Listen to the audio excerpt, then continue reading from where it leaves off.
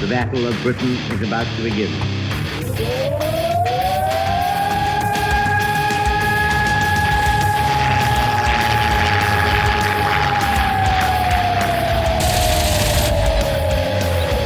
We got tanks up there.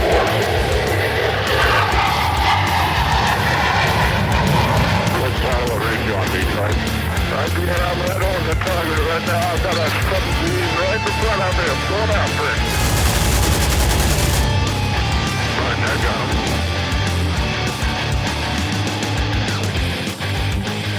Welcome back to the Lead Pursuit Podcast. You've been blessed by us not being around for a long time talking. So guess what? We're back and we're here to ruin your evening. Tonight, we're going to talk about some of the latest releases from Warlord. But first, let me introduce who's here and who's not. Casey is crashed out, so he's not joining us. But we've got Steve. Steve, how's everything going in your neck of the woods? Is it a little warmer and summery where you are? Warmer, man. Canada is blowing smoke on us. Air quality warning. Stop huffing Watch Canadian out. smoke. Brett, how are things down there in Florida? You're not getting Canadian smoke. You're just smoking a reefer. This is the time of year when Florida moves.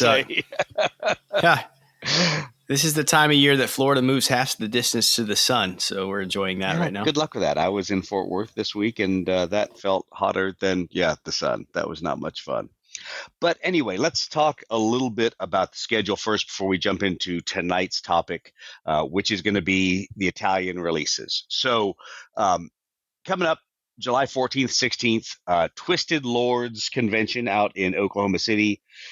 Steve, you and I are both planning to be there and do whatever it is we do. You still looking forward to that? Oh, yeah, I'm pumped, man. It's going to be a great time. I think we're going to have a decent tournament. I think there's going to be a lot of bolt action going on, right? Yeah, so maybe, I don't know. I think it's going to be a good time.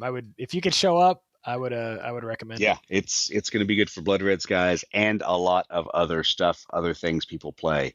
NashCon is still on for August 18th to the 20th. I don't think I'm going to be there. I think I've got a work trip now that's crushing my plans to be there, but absolutely plan to go to NashCon. It's always a good time, lots of games going on, and maybe we'll sucker someone else into running the Blood Red Skies tournament. And of course, Siege of Vicksburg, the 20th and 21st of October. We'll be down there for that, and that should be another chance to play some Blood Red Skies and see what all is going down there. In the Siege of Vicksburg, that's not going to be in Vicksburg, but it's going to be really close nearby. Hey, whatever. What's in the name anyway? What's up? No Crucible this year? Did we learn our lesson? I'm not tempting the fates anymore. No. You guys could do that one.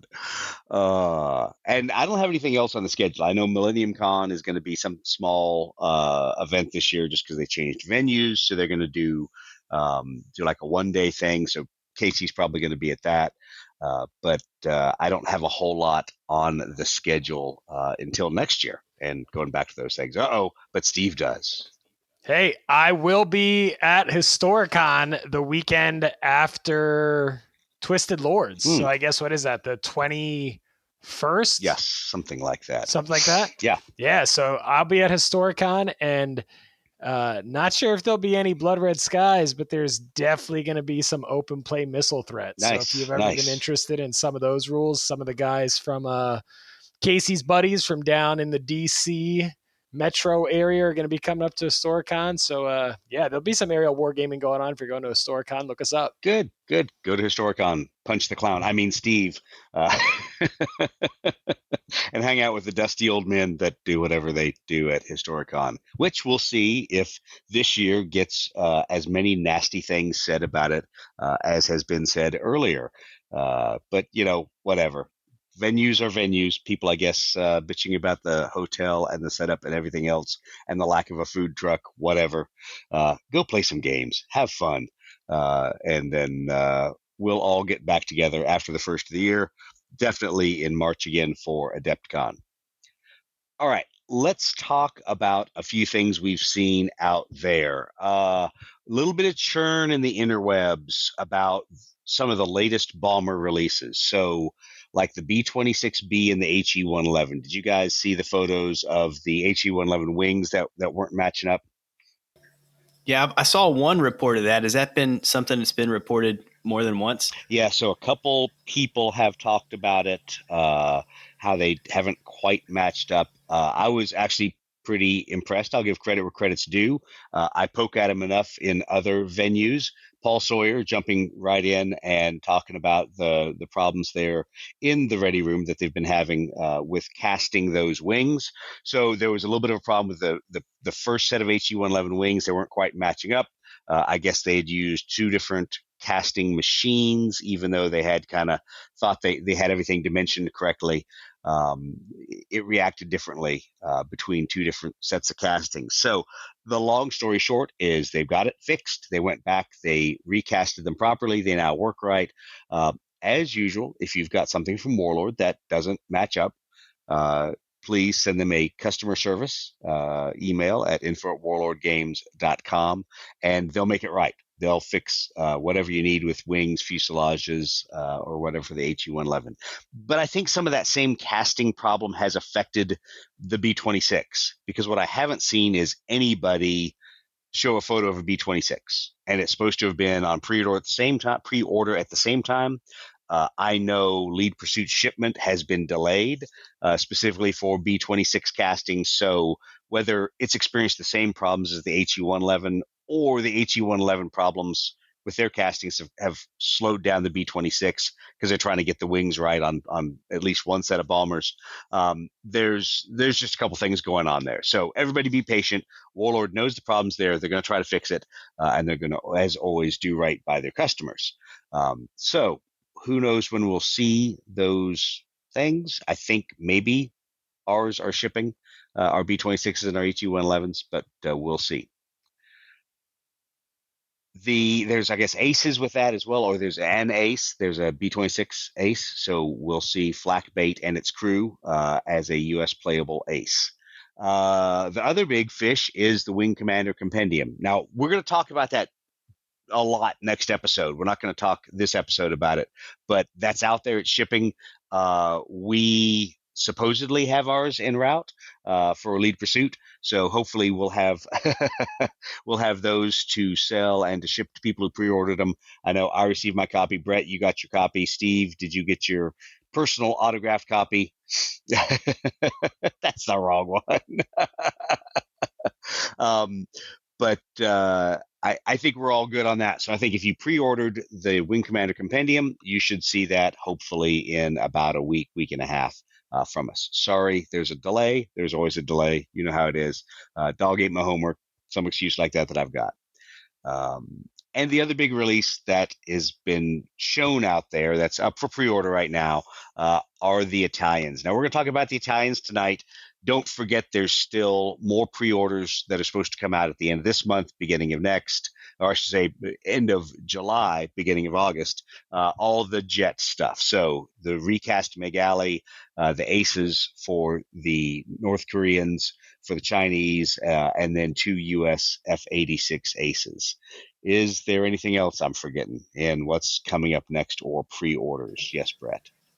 I saw something. Is it a Typhoon? Yes, on I just saw that Forward hit, Observer? I think today hit Forward Observer was the Typhoon. So that's good. So what this tells me is all that backlog, all the stuff that we saw a couple years ago is getting pushed through Warlord. So I don't really care what the politics behind it are. We can talk about that till the cows come home.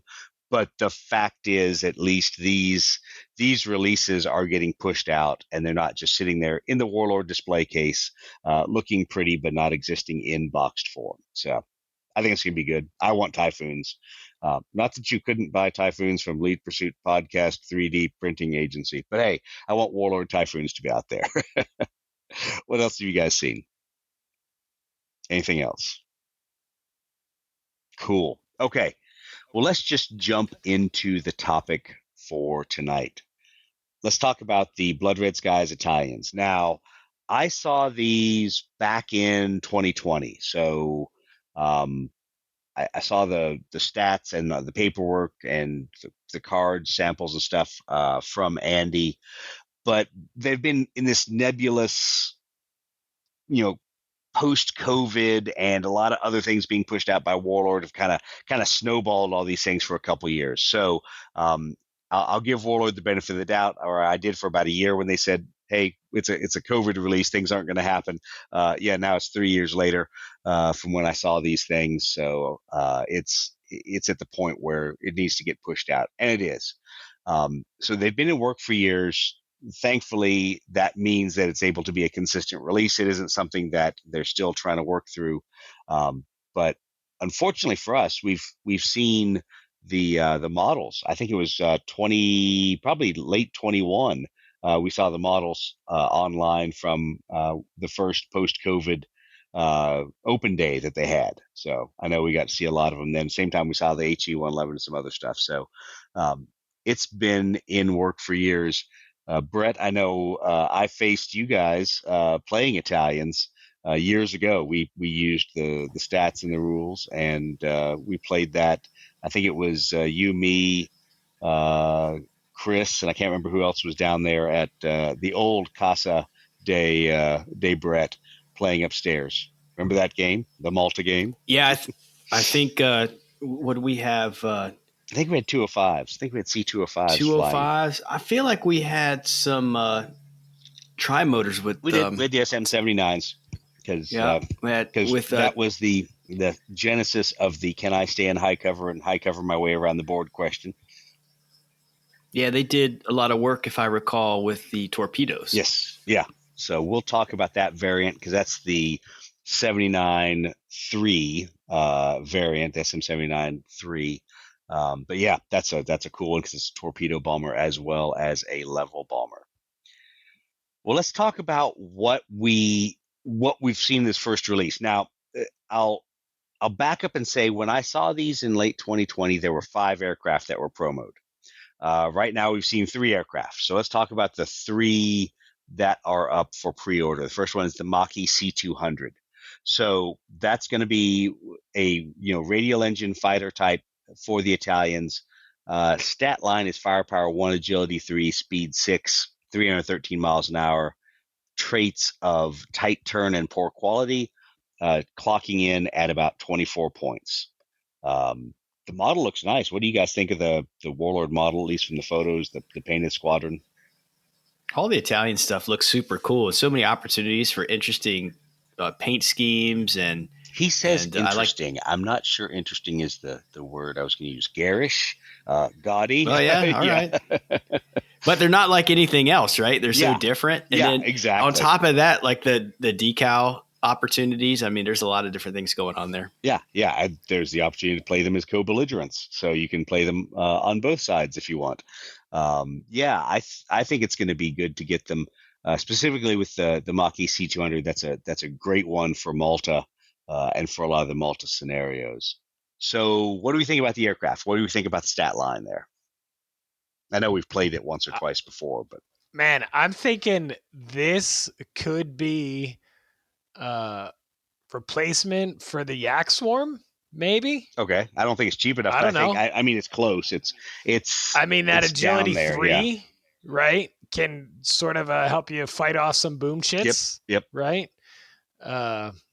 Man, and I feel like we've said this numerous times on other podcasts. The poor quality is really like, it just gives you a bargain. It doesn't really hurt you. It just really helps you get that bargain price, right? Yeah. So I feel like the poor quality is really negligible. I don't know. I think some of these Italians overall, when you look at the stats of the Italians, now that Warlord has models for them, are going to be popping up more in some games. Yeah. I think poor quality is, it's that interesting trait we've talked about, that it feels like in scenario 1 a throwaway, and I think if played right in scenario 2 is still kind of a throwaway quality. Yeah, whatever, I'll just occupy the clouds. So it does give you some free points in that sense for tournament play. Narrative play, maybe it would have more of an effect, but it's a tight turn airplane, so all it has to do is not move a whole lot and, use its cheater ability of tight turn. And, this one gets fielded with aggressive tactics. Shocking. Didn't see that one coming. But I think that's going to be a good box for people to pick up to start off with. Once again, a good different airplane, but that kind of fits into the same basic game, mechanics that we're used to from Spitfire and 109E. So it's not too the one crazy. Noticeable difference between that Spitfire is when you have that speed 6 instead of the speed 7, that gets your minimum move down to a 3. Yeah. So you can fit into some tighter spots too, right? So that's kind of cool also. Yeah. Especially with that tight turn. What are your thoughts about leaning into that agility 3 and going defensive instead of aggressive tactics, like defensive tactics and all the things that maybe let you shed boom shits, just like really capitalizing on agility 3? Yeah. What do you think? So, but we have to think about that for a second, because this is the tough part of how the rules work out if you're not disadvantaged. So let's think about if you're not already about to get shot down, because like Steve says, if you're about to get shot down, the agility 3 helps you not die and not eat those extra boom chits. The problem is, when you're up at high altitude, you're still going to eat the boom chits, and you don't have deep pockets like the Zero does to get rid of things. But agility 3, at least it allows you to have some worse pilots who still have a chance of not being outmaneuvered. So I don't think of it in the boom chit math. I think of it in, okay, I can actually take worse pilots, or I can take even average pilots and not be afraid of someone using the kind of tactic against me where they're swarming me with pilot skill 2s. They can still do an ace forward tactic or do something where they have a higher pilot skill and auto outmaneuver me. But I don't have to worry about somebody swarming and outmaneuvering me. Is that a niche tactic? Yeah, you're right. I haven't seen a ton of swarm lists recently, but it's a threat. So I think that's a nice thing about the agility 3, is it kind of gives you an extra die in there to be a little bit more of a buffer against a lower skill pilot forcing you to outmaneuver. What are y'all's thoughts? There's a lot of head nodding going on. Profound. Yeah, I don't profound. know. The defensive tactics are always tough, right? Because like you said, there's no way, you have no control over the initial boom chip. Right. So it's cool because you'll turn it into a deflection, but then I got speed, or does this give you the chance with agility 3 to turn it into a head on if you want to? So you still have a good chance to dodge, not lose the advantage level, but take a head on. I don't know. That's an interesting thought, Doug. Like if you play that defensive tactics card, you turn some of those deflection shots into head-ons, and you have that agility 3. You're not going to probably lose the advantage level. Yeah, it's an interesting calculus I haven't played, because I have almost always played defensive tactics as a way to turn a tailing kind of shot into a deflection. So while you may have tailed me, you may have knocked me down to disadvantaged, at least my chance to not die is based on my speed. So my agility doesn't help there. But if we take that the next level further, hey, most of your shots early on in the game aren't tailing shots, they're deflection shots, and now I'm going to turn those into head-ons. Yeah, maybe that's, even though it's Firepower 1, it's still dice going back at you, dice plus pilot skill. Yeah, and that's the thing too. 24 points, you're going to have some higher skilled pilots, right? Probably. Yeah. So it might not be a bad move. No, it might not. And we've talked a lot about taking those low percentage of kill shots, the deflection shots, just because you're going to rack up boom chits. So it's kind of a good way, this aircraft with defensive tactics, to equalize that a little bit, because at least you're throwing dice back at the guy. So you may be taking a boom chit on a pretty straightforward shot. He's taking some, and even if you lose an advantage level, hopefully you're keeping both squadrons racking up an even amount of boom chits. All right, well, let's move to the next aircraft, the RE-2002. So it also is Firepower 1, seeing a trend here. Agility 2, Speed 7, 329. It is robust and rapid roll for a whopping, drum roll please, 28 points. As I break out the glasses, I can't even read my screen. So what do you guys think about that airplane? It feels like a bargain to me. 28 points seems kind of I think you're getting maybe some value at that point break with rapid roll and robust. I like robust. Yeah, I like robust, and I don't mind splitting it half and half with another skill. Rapid roll is good, obviously, because it's the lighter version of tight turn. Um, yeah, I don't know. I feel like I've played this airplane as something else, and I haven't looked at the master list, but I feel like this is pretty close to either another Spitfire variant. Yeah, it's the Hurricane. It's very close to the Hurricane 1. It's Yeah, 'cause the 2 more Hurricane points would be expensive, tight turn, but it would be tight turn and robust. Yeah, so that's I guess why it feels so familiar. And the Hurricane one's slower. It's a speed 6, right? Speed That's 6, right. yeah. You get a little faster, which could be good on your dive tactics maybe. And then what isn't there a doctrine that lets you trade off rapid roll or robust for something else like great climb or something like that? I could be completely missing this, but You got to ask me a tough question like that. There obviously most of the ones that play off of rapid roll are the same as tight turn. I'm trying to remember what there is a doctrine that allows you to flip those though. And I cannot remember what it is, I thought that was trade deep pockets for great climb. Oh, yeah, you're right. Sorry. It is. Wasn't it? It's deep pockets for great climb. I think that's a thing a lot of guys do with the P51. Yeah, it's an equipment. It should be light loaded, I believe. It's one of those moments where I should know my cards better, but I don't have my master card list open here. Yeah, that's right. Light load. Yeah, light load should be trading deep pockets gives you great climb. Yep. So no. Yeah, I don't know. I think, man, again, that speed 7 and speed 6, man, maybe the speed 6 is actually a little better bet, right? Maybe you could get, now that I'm like thinking this over, kind of haven't dove into this for a while, being able to fit into a tighter space with that smaller minimum move might be more advantageous than that extra speed to move closer. I don't know. That's gonna have to play around with that a little bit. I've been super successful with the speed 6 Hurricane. Now, arguably, there's things that you can't do with a slower airplane, and it's only a point of speed difference, but that threshold from having a min move of 4 versus 3 is a pretty significant early game kind of difference in there, especially when it also means if you're doing half moves. And so you think about on a small board and the enemy's diving for you and you're doing a half move and you're trying to get back up to advantage but stay out of their shooting range. That 1 inch sometimes can make or break the difference just based on the math. So it is nice to have a 3 min move for your min speed.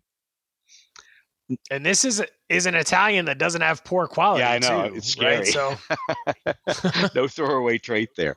So I think it's a good airplane. I'm not wasn't super wild about the paint jobs on the website. I think everyone I've seen for the 2002 has been a pretty bland paint job, whether it be a model kit or whatever. It's been that generic green. And looking at it again, I think it's going to be a nice model. Looks like it has plenty of detail in it, and it's obviously in the new Warlord resin, not the new old Warlord resin or the old new Warlord resin. But it looks like it's going to be a good airplane to have out there. All right, let's talk about the attack aircraft. So we've got the SM-79. Now, we talked about a little bit at the beginning of the show, 2 versions out there, the regular one and the SM-79 3, which is the torpedo bombing version. But the big overview, obviously firepower 0, not firepower dash, but firepower 0. Agility 1, speed 5 for a whopping 270. Yes, that should scare you. 270 miles an hour, and then the traits bomber multi-engine of 3, and then a turret that's left and right for firepower 1 and rear firepower 1. And it is a level bomber. So, thoughts on that airplane? It's a super cool looking model. Sure. It is. They're cool. I've played against them, so I shot down a bunch of them in that multi game. One did release its torpedo at least. I think it's a cool model. I'm not sure the regular one how useful of a bomber it's going to be. Speed 5 is just so damn slow. And Ken and I were talking about this the other day as we were talking about other scenarios to play. And if you're playing the standard got to get across the board scenarios, I mean, to get across a 3x3 board, I mean, that in and of itself is going to be 7 turns, and maybe you can do some diving in there at the end to dive off the edge of the board, but that's 7 turns your bombers have to stay alive. Obviously, less if you play escort duty. I believe that one is capped at 6 turns now, is what it is. But most Blood Red Skies games don't go 7 turns. Yeah, and it's going to be more turns than that, right? Because if you're flying a bomber, yeah, you're going to lose one for a laden. So exactly. You're going to lose one. So you're going to be at 4. Right? So let's think about that. You're going to be doing 4 across the board. Then you get shot by something, and you lose an engine. Yeah, that's 8 in before the face. You even get shot. Yeah. So. Yeah, my BF-110s want to shoot these right in the face. You're on the same side. You can't do that. Yeah, no. I do laugh at it as firepower 0, so it's going to shoot back at you. That's right. But yeah, I'll be curious to play them more than the one time that we've played them.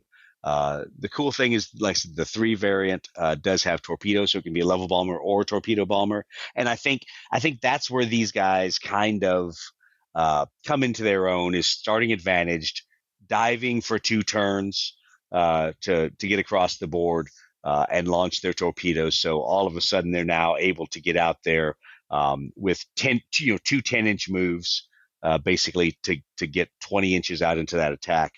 But even then, if you look at it, and depending on how the scenario lays out with where the target is, if your target is even 9 inches in from that border, so it's at 25, you still have 2 turns of diving to get exactly to inside that 6-inch torpedo range. And God forbid you have to turn or whatever, or flak bumps you on the way down, and you make 3 turns to get to the dive. But yeah, I think it'll be a fun airplane to fly. I think it'll give some good narrative stuff because let me be honest, there aren't many survivable torpedo bombers in the game right now, at least that have miniatures. So I think that will be a good thing for people playing some scenarios, and hopefully it'll allow more pickup scenarios with torpedo bombers and things like that aren't single engine torpedo bombers. Okay. Anything else you guys want to talk about? Just the base aircraft before we talk about some of the other things. All right. 3 aces coming out, and I'm going to mangle these names. I apologize to all my Italian friends. So the C200 has Leonardo Ferruli. You've got the SM-79 with Carlo Emanuele Buscaglia. Yes, Buscaglia. Who knows? I can't pronounce it. I'm not Italian. And Giuseppe Seni for the RE-2002. So those are going to be good. I looked at some of the traits. There's a mother hen in there. There's a new torpedo bombing trait. ? I got to go dig up what that was supposed to be because I don't remember. But looking at the pilots, at least the data that I had, you've got like Giuseppe's got Slippery and Mother Hen, so that's going to be an interesting combo on him. So that we'll see how that plays with the RE-2002. Let's see here. Ferruli's got Killer Instinct and Tough, I believe. I'll have to check and see if that matches up with what they show in the picture. Yes, Killer Instinct and Tough. And then the SM-79 has Cool Under Fire and, let's see here, Torpedo something or other. Torpedo Expert. So that's supposed to allow you once again to reroll one of those dice that fail to score a success for your torpedo attack. So that's a good one. It's definitely just a single aircraft buff, not necessarily an ace skill that buffs the rest of the formation. But I think those will be fun. Those will be good aces to play. It's good to see more bomber aces. Sorry, I know people tell me the game is only about fighters and we should stop wanting there to be aces for targets, but I think it adds to the narrative flair. What do you guys think? Yeah, I think it's good. And partly because stuff is really hard to hit in this game, right? So like if you throw an ace in there on a torpedo bomber, and you can re-roll one of those dice, hopefully get a little more success, especially for something like torpedo runs, where I feel like that where a better pilot would certainly like Survive. have some skill there, right? No, and it's not like, it's not like level bombing where if you're in the back of the formation, you're just dropping when everybody else bombs, right? I think for torpedo bombing, that's pretty cool. Yeah. I think it gives a little flair because at least you've got a personality character out there. Someone that's going to make things happen late in the game or whenever you get them to the target. So bombers have a hard time anyway, so that's why I joke around about shooting them up. But if you get some fun little advantage that has some historical context, I say go for it. Yeah. Well, along with the aces, there is a expansion pack. So I'm going to breeze through the other aircraft because you may or may not have played them at a variety of times out of the master list. So the CR-42 Falco, could have done without that. Nope, they had to bring that one in. Stupid biplanes. The G50 Frekia, I guess is how you pronounce that. So that is going to be out there. Let's see here. What else is in the list? It's also got the RE 2001, the Mach-E C205, which is my personal favorite. I like that airplane. The Breda BA-65, which is fun historically. Not sure it's going to be so useful in the game. And the Fiat BR-20, which is going to be another bomber. So it's going to be a twin-engine bomber out there. Also kind of slow, speed 5. So that's gonna kind of lumber along. But I think it's a good series of aircraft. I may make fun of biplanes, but having the CR-42 there is a pretty historical Italian aircraft. Lots of times that it was used, and so I think that's really cool. And like I said, I love the C205. Brett, I think you and I have played C205s a couple times. I know we played it in the Malta game. I think we played it a couple times after that.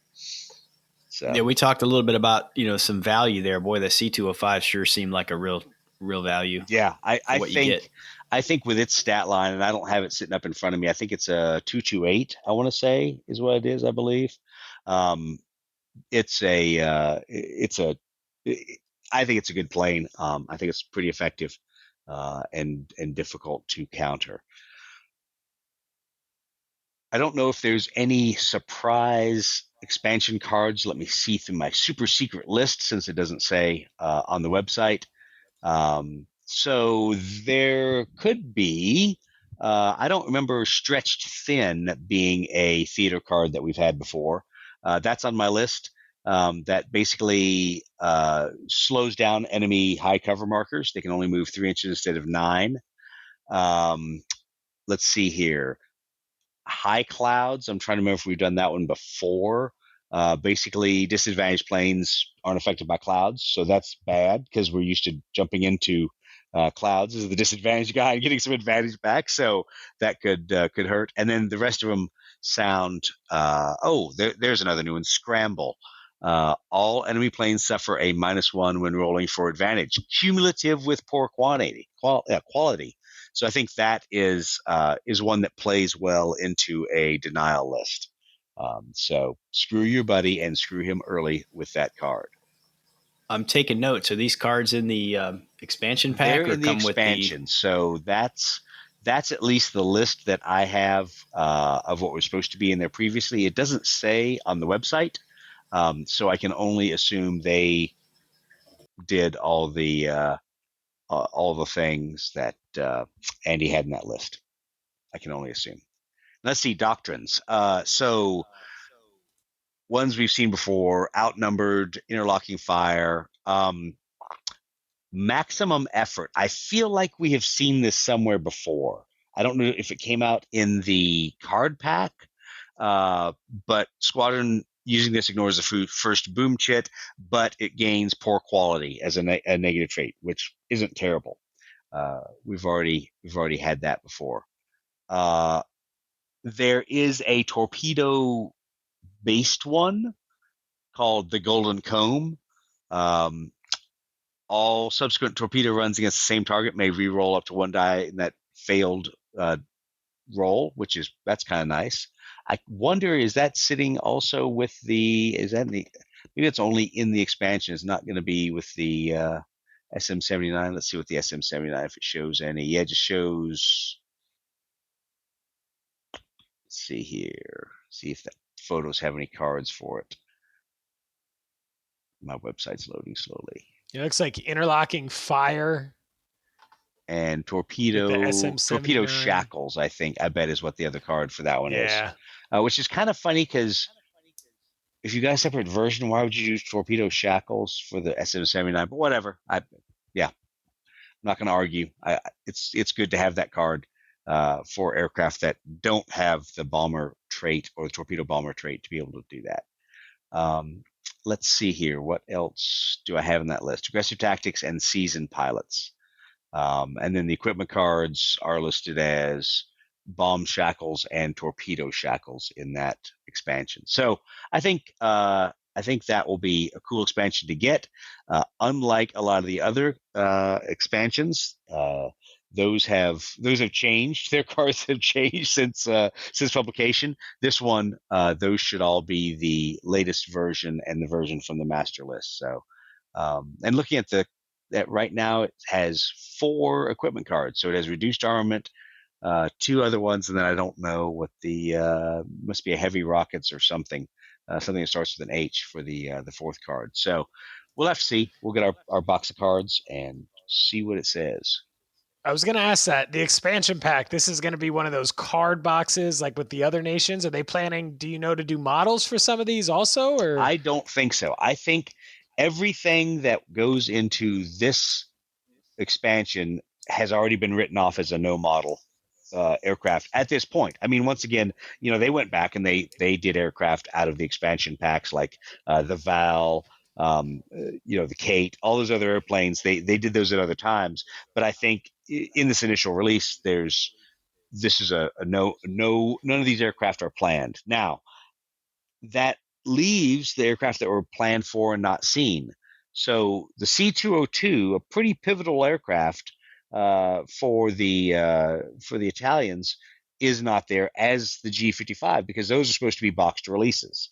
We'll see if Warlord does them as releases or if these cards come out later in some other form or fashion. But those were obviously statted because they're in the master list, and they were planned squadron releases. So who knows? Maybe Warlord's just waiting to see how these 3 airplanes in the expansion deck do. If there's desire there, then maybe they'll release some more of them. But I know, like we talked about, they're transitioning pretty quickly to at least knocking out the Typhoon. I feel like there's another British aircraft. Oh, the Buffalo. How could I forget?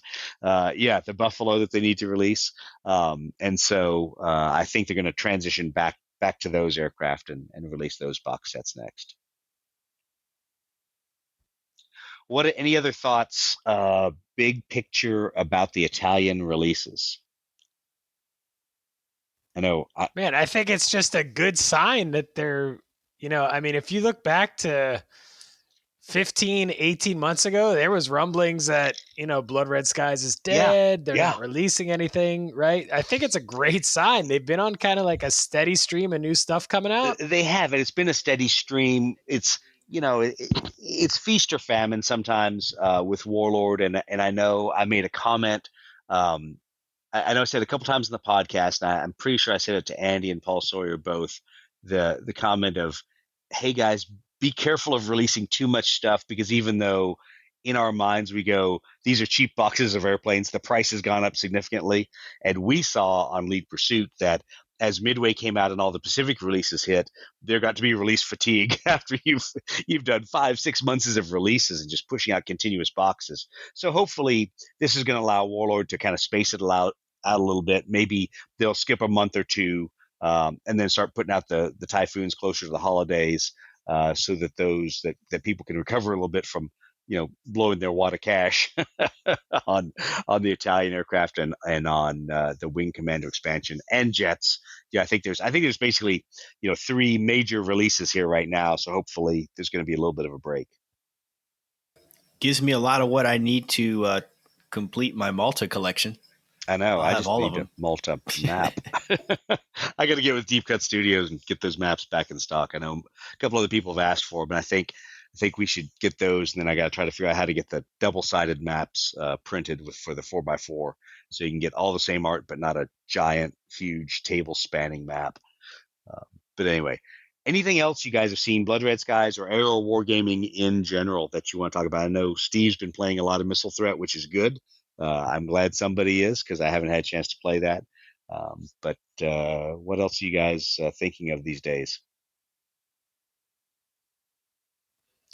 Man, I don't know. I feel like I'm really starting to go down your route, Doug, of some of the early jets are just freaking cool, They man. are. I feel like I'm really feeling some jet, either Blood Red Skies or Missile Threat. I've just, for some reason lately, I've just kind of been down that jet rabbit hole. Yeah, and that's the cool thing with Missile Threat, is you can do stuff that kind of spans a bunch of different eras.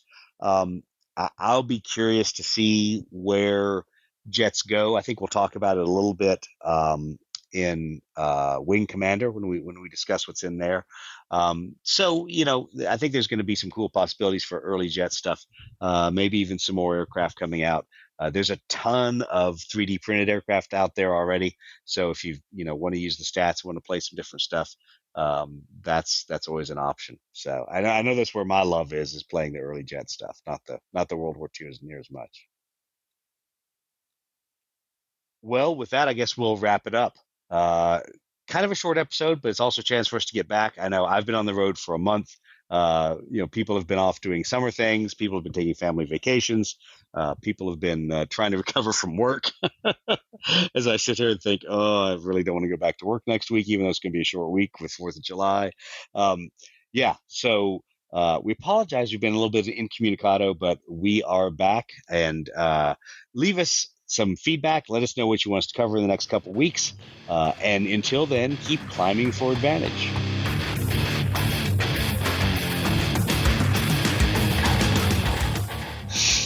That's still a horrible ending. Steve, you like that ending, don't you? Gets better every time. It is. No, it doesn't. It doesn't age well. It's not a fine wine or a cheese. It doesn't age well. All right.